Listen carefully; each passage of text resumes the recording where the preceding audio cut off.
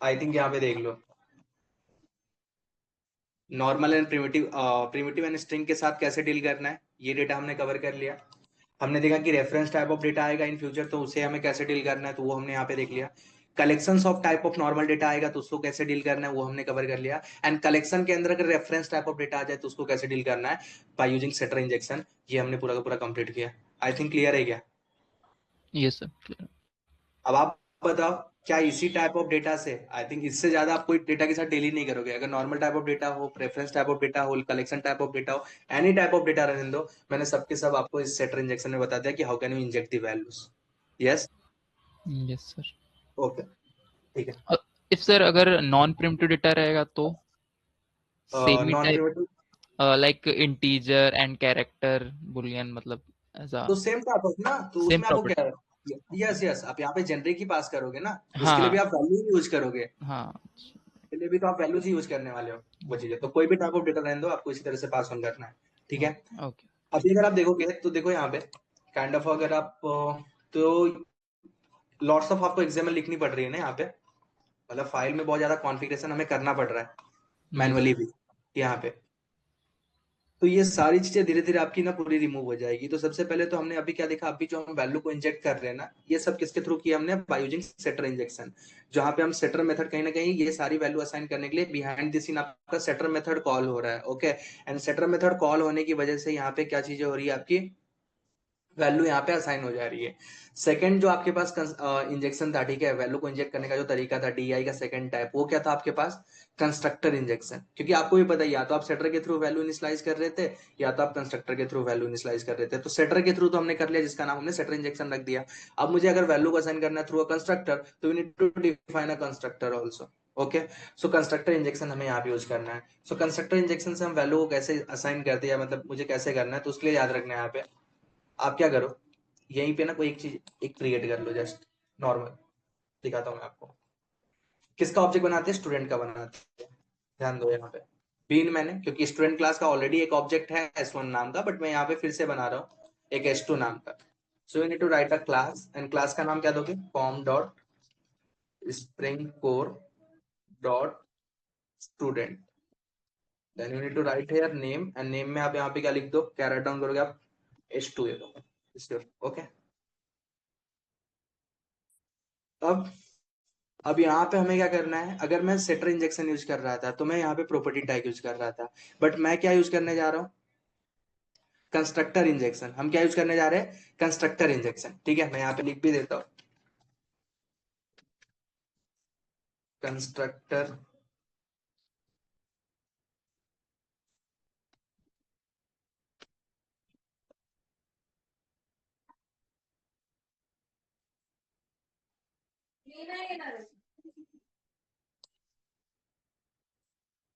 ठीक है, this your constructor injection. So अब आपको यहाँ पे क्या करना है, you need to write here constructor arg. ठीक है, तो दिस योर कंस्ट्रक्टर आर्ग। जैसे आप सेटर के लिए आप क्या यूज करते थे, यहाँ पे प्रॉपर्टी टैग यूज करते थे, सेम उसी तरह से आपको यहाँ पे कंस्ट्रक्टर आर्ग करके टैग मिलता है, वो आपको पास करना है। कंस्ट्रक्टर आर्ग मतलब कंस्ट्रक्टर के अंदर arg for argument. Okay, you need to pass, and यहाँ पे आप डायरेक्टली वैल्यू असाइन करोगे, यहाँ पे नेम देने की जरूरत नहीं होती है। तो यहाँ पे क्या होता है ना, सीक्वेंस बहुत मैटर करता है कि कंस्ट्रक्टर में ना आपकी, यहाँ पे देखो, यहाँ पे सीक्वेंस आप थोड़ा आगे पीछे भी करोगे तो भी चल जाएगा। क्यों? क्योंकि यहाँ पे आप प्रॉपर्टी के साथ नेम भी तो दे रहे हो ना, तो यहाँ पे फिक्स हो जाएगा कि अगर ये प्रॉपर्टी की नेम ये है तो ये वाली वैल्यू इसी प्रॉपर्टी में जाएगी। बट कंस्ट्रक्टर में आप, कंस्ट्रक्टर आर्ग में आप आर्गुमेंट का नाम नहीं लिख रहे हो, आप डायरेक्टली आर्गुमेंट पास कर रहे हो, तो जिस ऑर्डर में डिफाइन है उसी ऑर्डर में आपको देना है। तो आई थिंक अगर आप अपने स्टूडेंट में जाके देखोगे तो कौन कौन से कंस्ट्रक्टर में कितनी कितनी वैल्यू असाइन है, क्या क्या लेगा, ये आईडी लेगा, नेम लेगा, ईमेल लेगा और कॉन्टेक्ट नंबर लेगा, सिर्फ इतना ही लेगा। तो सिर्फ अभी तक, क्योंकि उतनी आर्गुमेंट है तो उतनी आपको पास करना है। तो चलो आईडी पास करो। तो आईडी सपोज करो मैंने इसका कितना दिया था, I think 101, can put 102। Okay, then second के लिए आपको सेकंड कंस्ट्रक्टर आर, यहाँ पे आप क्या लिखोगे, वैल्यू, नेम लिखना है। ठीक है, तो मैंने यहाँ पे खुद का नाम लिख दिया, ठीक है, Vivek. Then you need to pass a constructor r value. ठीक है, एंड यहाँ पे ईमेल आईडी था, I think vivek@gmail.com। you need to write here constructor arg, then you can write here values, and values में something whatever, to write, write, ठीक है। सो ये भी आपने लिखा, ये भी लिखा, ये सारी चीजें हमने लिख दिया यहाँ पे, ठीक है। 4 वैल्यू थी, 4 बार।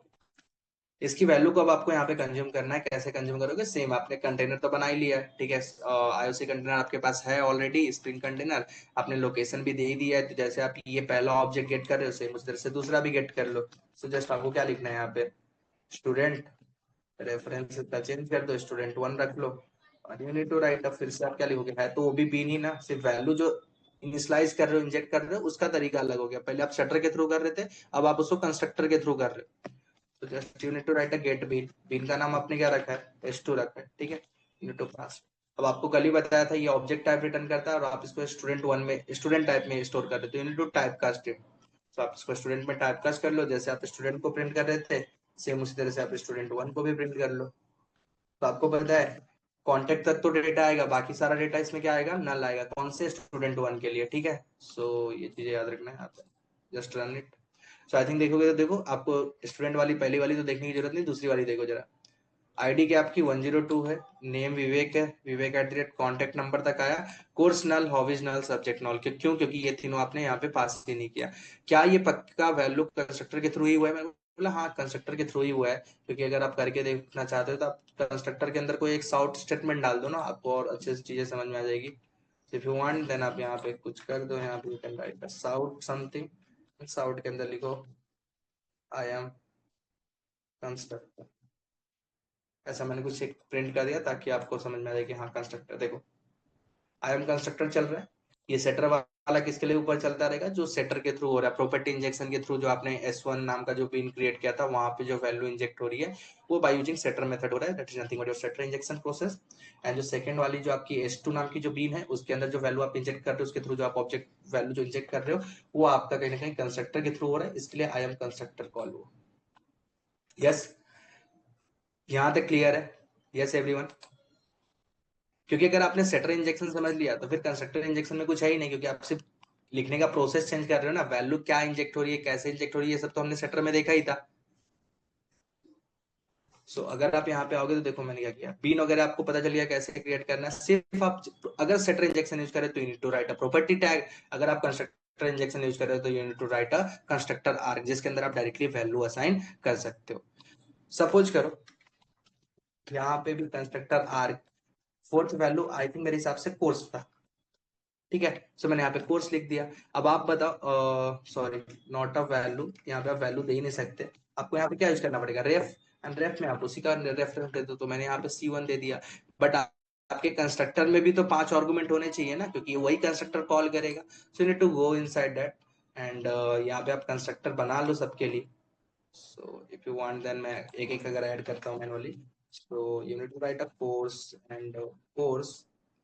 देन आप यहाँ पे this dot course equal to course. So I think अगर आपने वहां पे वैल्यू पास कर दिया, अब अगर मैं इसको रन करूँ तो मुझे यहाँ पे चीजें मिल जाएगी। देखो अब मेरे को कोर्स का भी डेटा मिल गया रहेगा। मिला ना यहाँ पे? Yes everyone? Hello? Yes sir. Okay good. यहाँ पे अगर आप config.xml में जा रहे हो तो बस मैंने यहाँ पे क्या किया, जैसे नॉर्मल टाइप ऑफ डेटा के लिए वैल्यू वैल्यू यूज कर रहा हूँ, रेफरेंस टाइप ऑफ डेटा के लिए हम क्या यूज करते थे? रेफ यूज करते थे ना। ये तो हमने सेटर इंजेक्शन में भी ऑलरेडी देख रखा है। तो ये आपका रेफ के थ्रू हमने यहाँ पे भी कर दिया। देन नेक्स्ट क्या था आपके पास? लिस्ट ऑफ था, ठीक है। लिस्ट ऑफ स्ट्रिंग था। तो लिस्ट ऑफ स्ट्रिंग के लिए क्या करोगे? फिर से आप इसके अंदर आ जाओ, और इसके अंदर जैसे आप प्रॉपर्टी के अंदर लिस्ट लगा देते हो, वैसे इसके अंदर लिस्ट लगा लो। अब लिस्ट के अंदर आपको क्या पास करना है? You need to pass a value. So you can pass values, ठीक है। हॉबीज दे दो, इसकी भी कुछ समझो, रीडिंग मैंने दे दिया, ठीक है। देन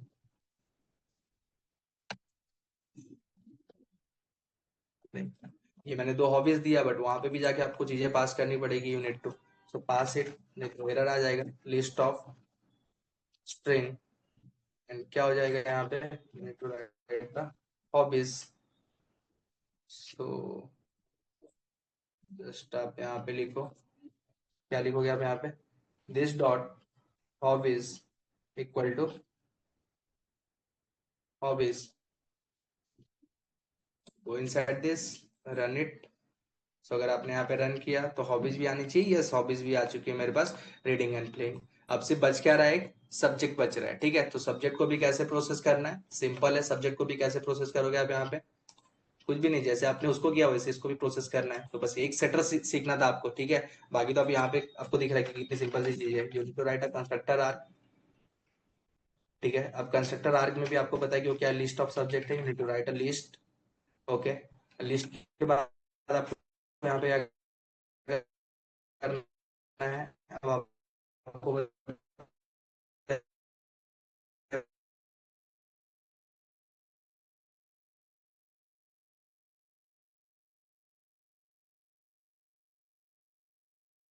उससे मुझे कुछ लेना देना नहीं है, बट स्टूडेंट में आके आपको यहाँ पे एक और चीजें डिफाइन करनी पड़ेगी, एक और कंस्ट्रक्ट। सो ये हो जाएगा आपका list of subject, I need to write here subject,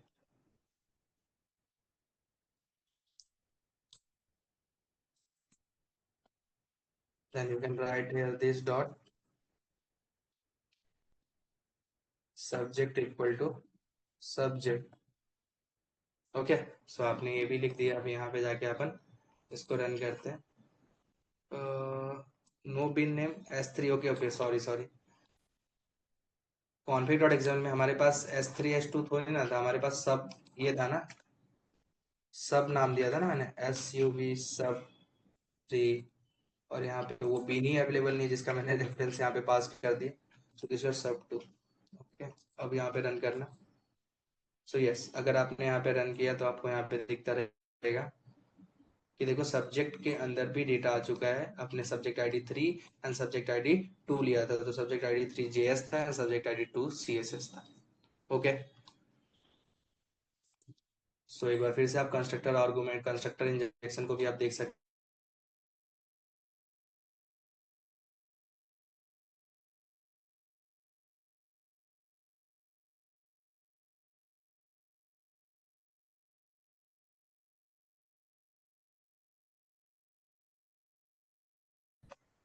hello,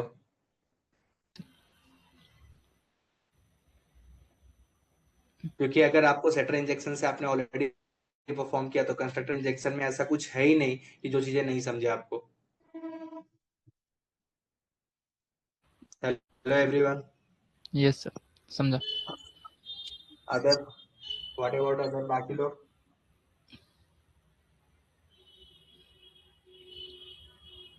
sir एक क्वेश्चन था मेरा। बोलो। जैसे हाँ बीन्स बोलो। में हम रेफरेंस पास कर रहे हैं उधर लिस्ट में और कंस्ट्रक्टर के थ्रू, हाँ अगर हम रेफरेंस बीन्स का पास कर रहे हैं और अदर हम उसमें अगर सेम लाइक का जैसे कंस्ट्रक्टर इधर यूज किया वैसे उधर पे भी कंस्ट्रक्टर बना लें तो क्या वर्क करेगा क्या?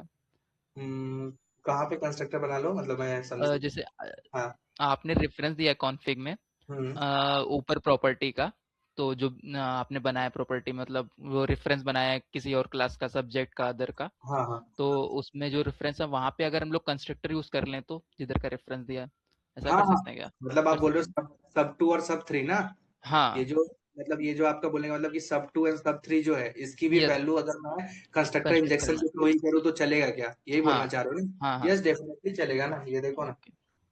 उससे क्या लेना देना है। वैल्यू इनिशियलाइज होनी चाहिए, ऐसा नहीं कि सेटर है ओके। तो सेटर के साथ ही चलेगा। आप कंस्ट्रक्टर इंजेक्शन लिखे, हम्म। इसकी वैल्यू मैं कितना असाइन कर दूं, 2 ना, 2 दे देता हूँ, हाँ। और यहाँ पे मैं फिर से यहाँ पे गया और मैंने यहाँ पे कंस्ट्रक्टर आर्गुमेंट में गया और मैंने यहाँ पे वैल्यू असाइन कर दिया CSS, ठीक है। अभी देखो एक की वैल्यू इसके थ्रू है, एक की वैल्यू उसके थ्रू है, मतलब दोनों अलग अलग टाइप से इंजेक्ट हो रही है वैल्यूज। Okay app sir. पे जाओ,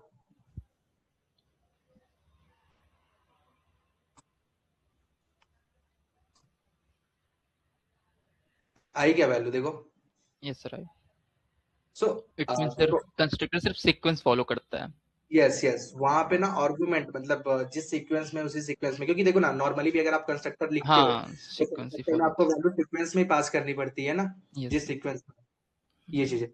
देखो ये कोई भी सिर्फ नाम इसका फैंसी रख दिया, DI रख दिया, dependency injection, constructor injection, setter, है कुछ भी नहीं है। है वही जो आप सेटर के थ्रू कर रहे थे, जो आप कंस्ट्रक्टर के थ्रू कर रहे थे, वही चीजें, बस यहाँ पे आप XML में लिख रहे हैं तो आपको टैग फॉर्मेट में दिख रहा है। और ये चीजें आपको, आप फर्स्ट टाइम कर रहे हो तो आपको थोड़ा सा लग रहा है कि नहीं इसमें कुछ बहुत ज्यादा है, बस है कुछ नहीं, लॉजिकली सोच के देखोगे तो वही है। वैल्यू आप यस। इसके थ्रू इनिशियलाइज करो या कंस्ट्रक्टर के थ्रू करो, इट इज सेम। ओके। अब इसके बाद जो ऑटो वायर वगैरह आएगा वो सारी चीजें आपके लिए नहीं रहेगी यहाँ पे। ओके। तो फास्ट फॉरवर्ड में इसको एक बार करके ले लो किस तरह से हम्म। करना। देन हमारा नेक्स्ट टॉपिक जो रहेगा वो ऑटो वायरिंग रहेगा। ये पहले कर ओके लो। सर।